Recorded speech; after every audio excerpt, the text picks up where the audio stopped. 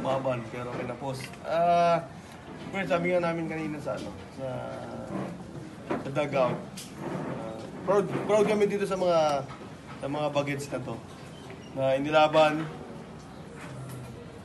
hanggang sa dulo. Hindi talagang kapos lang, gaya ng sinasabi natin. Marami kaming take away this time. So yung history na gusto namin na i-rewrite is hindi yun ang gusto namin mangyari. Naiba yung yung kwento. So yun nga, lang kami. Wala namang masabi maging proud. Naging proud kami dito sa mga player. Especially kay Zaiza. In the absence of Poyos. Pinilit na tinignan namin kung kakayanin Talagang gusto maglaro pero hindi namin isusugal na at least hanggang doon lang muna siya. So, kay Det sa leadership niya na napaabot niya yung tropa hanggang dito. Sa best setter namin, kay Cassie, regardless anong height ng mga player namin is na tumatangkad pag pumapalo. So, ibig sabihin yung bulis yung atake namin. So, madaming lesson na nakuha. Especially this season na regardless, matangkad ka, maliit ka. Importante kung gaano katapang yung puso mo, gaano ka-decisive o gaano ka katapang sa gagawin mo. Yung may resulta na nangyayari. Sa yun nga, nag-step up ka in today's game. Ano na ba yung naging mindset mo kanina?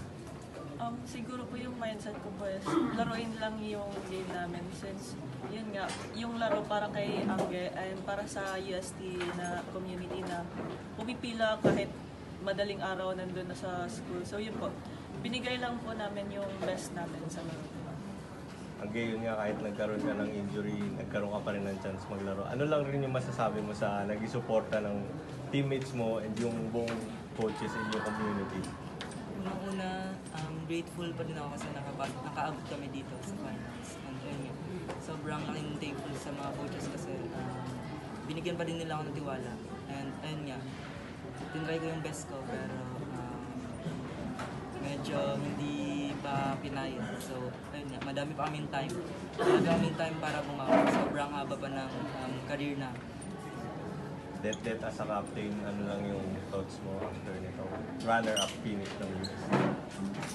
Siguro talagang kulang pa. Pero nandun na kami. So, ayun nga, sabi nga nila coach, next time na kami papayag. Na ganito yung maramdaman ulit na next season. And syempre, proud po kami sa bawat isa. Sa coaches, sa teammate ko po na, ayun, na kalahati lang yung height pero grabe yung puso. Kasi same question for you. Ano yung thoughts mo after nito? Unexpected run yung sa finals tapos silver medal. Siguro, ayun po, sobrang grateful rin ako sa ganitong experience. Kahit ang bata ng mga players ng team na to, talagang pinusuan namin. Pero pinapos pa rin kami sa dulo. Pero hopefully next year hindi na namin hayaan na mangyari ulit sa amin. Magtatrabaho pa po kami. And gusto ko lang din appreciate pala si Dante. Kasi ayun, never namin naramdaman na iniwan niya kahit non-scoring siya. Question. Angge, gaano ka na lang ka-proud sa naging rookie season mo na bukod sa Rookie of the Year award ay yung nadala mo yung UST dito at nilaban mo regardless of injury or kung ano mang naging problema mo kinaharap mo this season? Sobrang proud lang din kasi first season ko to sa collegiate. So, ayun nga, di man kami nag-champion ngayon. For sure, next year, mas pagbubutihan namin na makuha yung gold medal. Kasi nga, ang babata namin. And sobrang dami pa kami mai-experience sa mga susunod na mga takbo. So, gawin na lang namin itong, kumbaga, inspirasyon.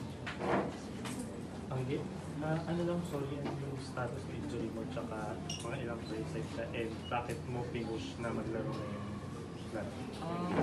Actually, nalalakad ko naman na yung paa ko. So, first time ko kasi ulit tumalon kanina. So, ayun nga, kaya ko naman, pero ayun, ginawa ko nga yung best ko. Pero, focus din.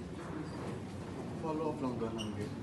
A few days after nung game 1, sabi ni Aya very parehas nung nangyari nung 2019 sa kanya. Did you get a chance na makausap si Aya before today's game? Actually, kinausap niya po ako kanina before the game na sinabi niya sa akin na lumaban ka, like, wag mong isipin yung injury mo. Ayun, yun lang yung sinabi niya sa akin. Ang coach siguro, best finish niya to since season 81 doon na sa yung na-injury si Aya. So, ano na lang po yung pinagkaiba ng season na to compared to that season 81 run po? Actually, maraming pinagkaiba yung season 81 sa ngayon.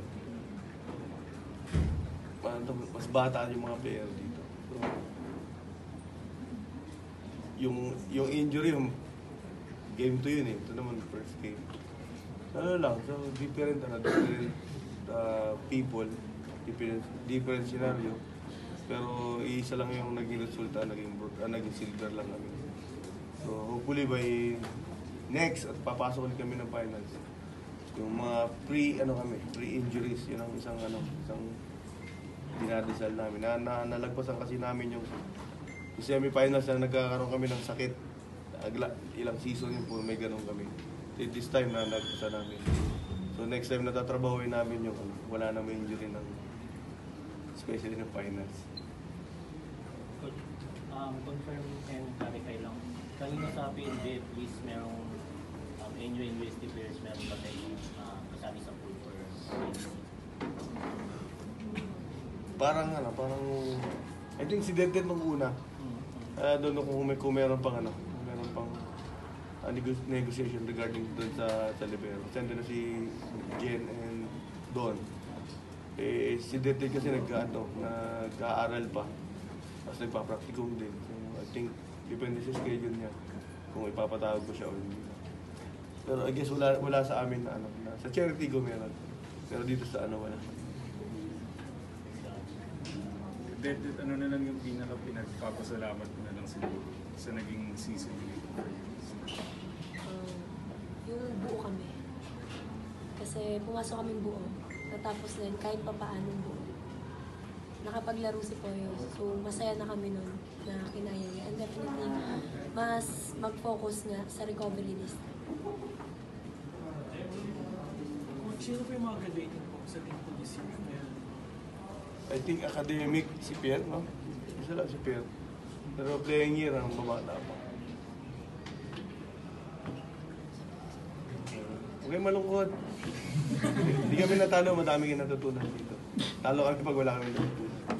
Naramdaman nyo ba yung pagod? Sige, okay na? Okay na. Okay, thank you po.